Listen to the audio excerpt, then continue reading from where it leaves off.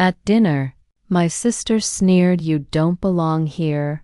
Then I spoke. I still remember the sound of the plates clinking that evening, the faint hum of the ceiling fan, and the way the golden light from the dining room chandelier reflected off the silverware as if everything in that room wanted to appear perfect, even though nothing between us truly was.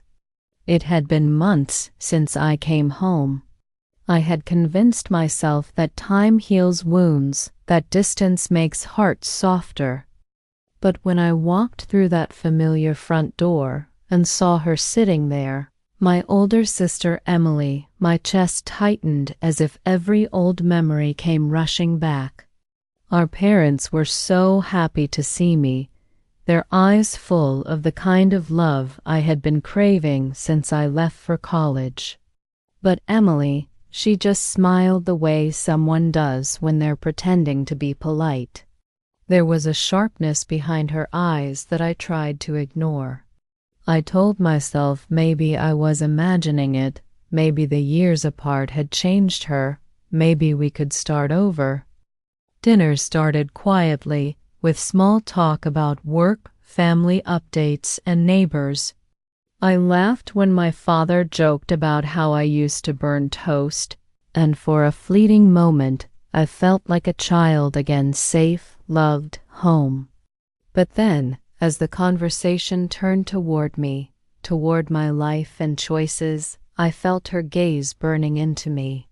She asked questions that didn't sound like curiosity. They sounded like small knives disguised as sentences. "So," she said, her tone as smooth as the wine she was sipping, "you finally decided to come back. Must be nice to show up after all this time."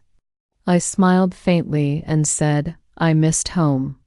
But she only tilted her head and said, "Home? You sure you still belong here?"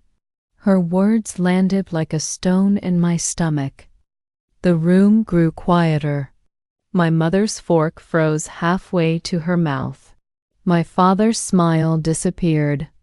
I wanted to say something, but the words stuck somewhere deep inside my throat.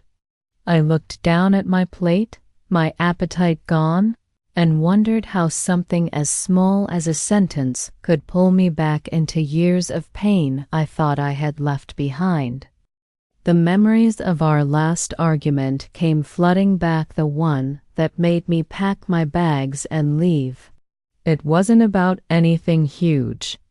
It was the little things that piled up until they broke something between us. She always wanted control, always needed to be the perfect one, the admired daughter, the reliable example. I was the dreamer, the one who wanted something different, who didn't follow the path she carved. And that difference became a threat to her, or maybe a reminder of something she couldn't be. I used to wonder why she hated me so much, why every success of mine felt like a competition to her, why every mistake I made felt like a story she couldn't wait to tell others. But sitting there that night, I realized maybe it was never really about hate. Maybe it was about insecurity, hers, mine, all of ours. I took a slow breath and looked up at her. Her smile didn't reach her eyes, and I noticed how tired she looked. The bitterness in her words wasn't strength. It was exhaustion.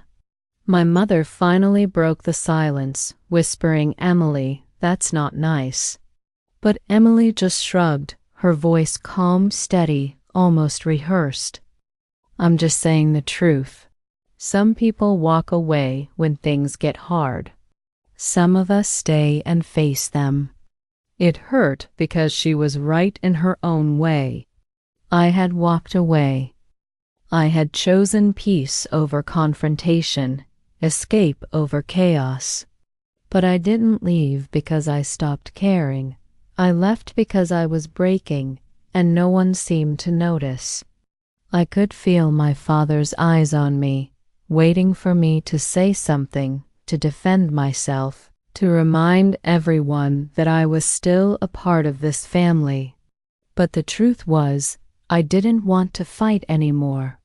I didn't want to raise my voice or throw words like stones just to prove I belonged. I wanted understanding, not victory. So I looked at her and said softly, "Maybe you're right. Maybe I did walk away. But I came back because I wanted to fix things, not to fight." Her eyes widened slightly, caught off guard by the calmness in my voice.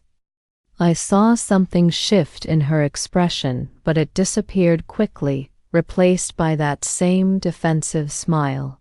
"Fix things?" she repeated, almost laughing. "You can't fix what you broke." My heart ached, but I stayed quiet. My mother tried to change the subject, but the tension in the room was heavy.